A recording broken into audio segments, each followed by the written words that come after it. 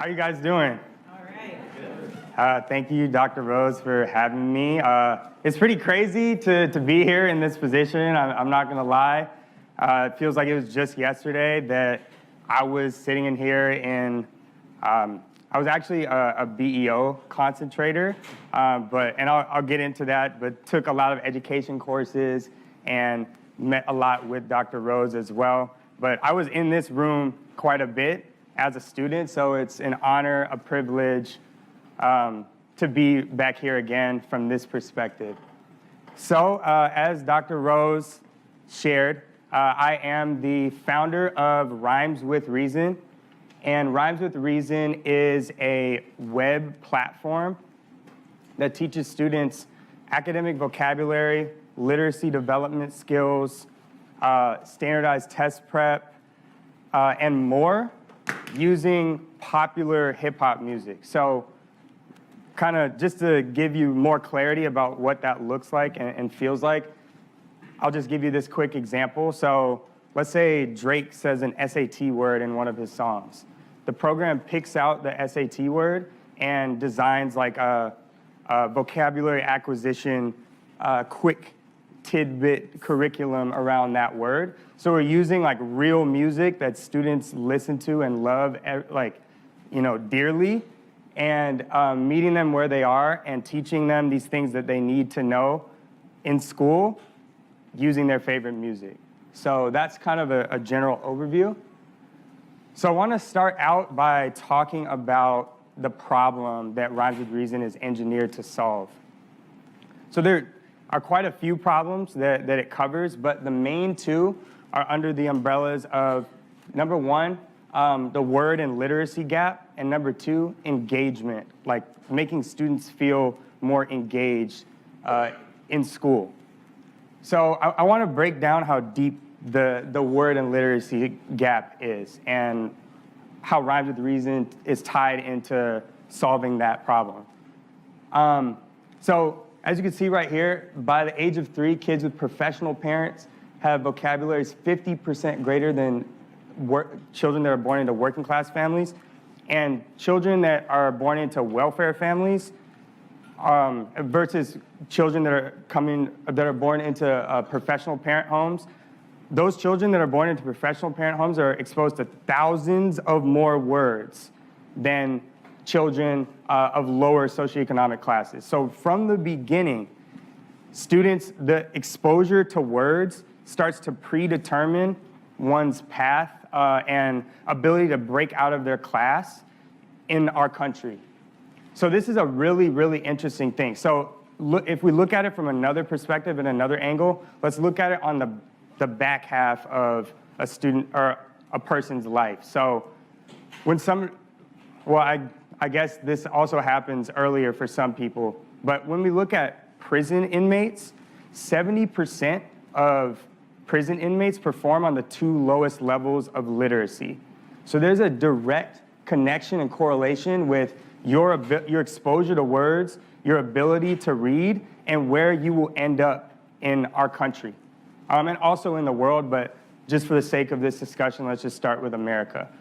So in digging into this research and looking at this problem, I thought about what is a great equalizer in terms of a medium that can expose people from all socioeconomic backgrounds, all cultural backgrounds, and all racial backgrounds to words and distribute literacy equitably. And my answer was hip-hop and popular music. To me, it's the coolest word bank in the world. And it's also, like I said, people of all class backgrounds and racial backgrounds have access to this word bank. You know, the radio is free. Nowadays, streaming services, at least some package of it is free. So music is like this free, open repository of words, and I wanted to engineer it, or I wanted to take a piece of it or mold it in a way that could connect and give people of all backgrounds advantages. So that's number one. Number two is basically engagement and relevance. So let's imagine that we all had, no matter where we came from, we all had equal access to learning words and gaining literacy.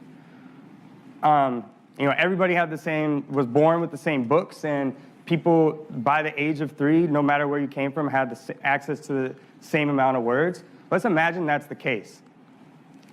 When we look at these two statistics, the perceived irrelevance and lacking engagement, what it basically is saying is that students aren't really feeling like school and the medium through which words and literacy is being distributed to them is engaging or exciting. Like, if you have all the resources, but you don't care about using them, or you don't feel a connection or compelled to want to use them, then it's not going to matter as much.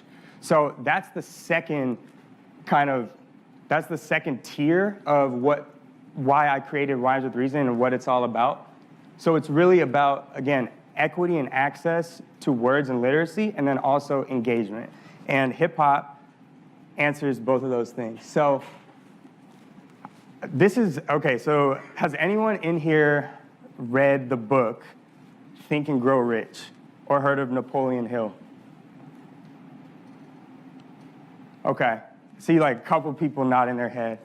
So this is like actually one of my favorite books, and I read it this year, but I love this book. And one of the chapters is called 3 Feet from Gold. And the tale goes, so you can see the picture of a treasure chest and a gold miner. The tale goes, I forgot the exact specifics, but it's a guy that grows to be like, he digs for gold for about 80 years, and he stops when, let's say he's 85 or something when he stops. And the tale goes that he stopped when he was just 3 feet away from digging up gold. And the story, like the theme of the story is to not give up, and to, you're closer to your goal than you think.